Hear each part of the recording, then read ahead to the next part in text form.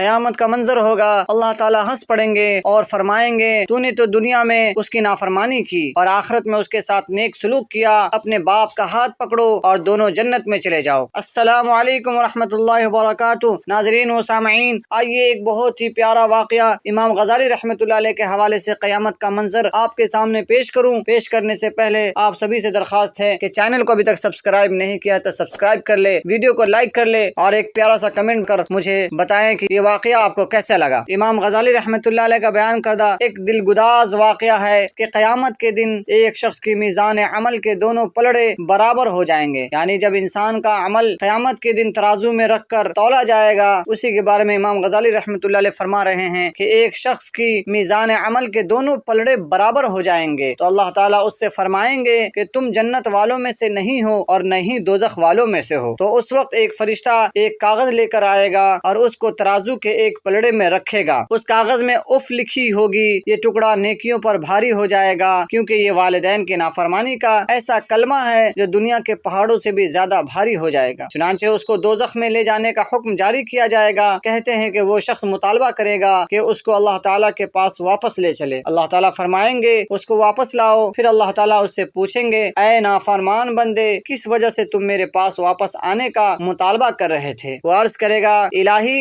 آپ نے تو دیکھ لیا میں دوزخ کی طرف جا رہا ہوں اور اس سے مجھے کوئی جائے فرار نہیں، میں اپنے والد کا نافرمان تھا حالانکہ وہ بھی میری طرح دوزخ میں جا رہے ہیں، آپ میرے عذاب کو بڑھا دیں اور ان کو دوزخ سے نجات دے دیں۔ فرماتے ہیں کہ اللہ تعالیٰ ہنس پڑیں گے اور فرمائیں گے تو نے دنیا میں تو اس کی نافرمانی کی اور آخرت میں اس کے ساتھ نیک سلوک کیا، لے اپنے باپ کا ہاتھ پکڑ اور دونوں جنت میں چلے جاؤ۔ اسی لیے تو اللہ تعالیٰ قرآن کریم میں والدین کے بارے میں ارشاد فرماتے ہیں اعوذ باللہ من الشیطان الرجیم بسم اللہ الرحمن الرحیم وقضى ربك الا تعبدوا الا اياه وبالوالدين احسانا اما يبلغن عندك الكبر احدهما او كلاهما فلا تقل لهما اف ولا تنهرهما وقل لهما قولا كريما۔ یہ 15ویں پارے میں سورہ بنی اسرائیل کی چند آیتیں ہیں۔ ترجمہ کچھ اس طرح ہے اور حکم دیا ہے آپ کے رب نے کہ تم اللہ کے سوا کسی کی عبادت نہ کرو اور والدین کے ساتھ اچھا سلوک کرو۔ اگر تمہارے سامنے تمہارے والدین میں سے کوئی یا دونوں بڑھاپے کی عمر کو پہنچ جائیں تو ان کو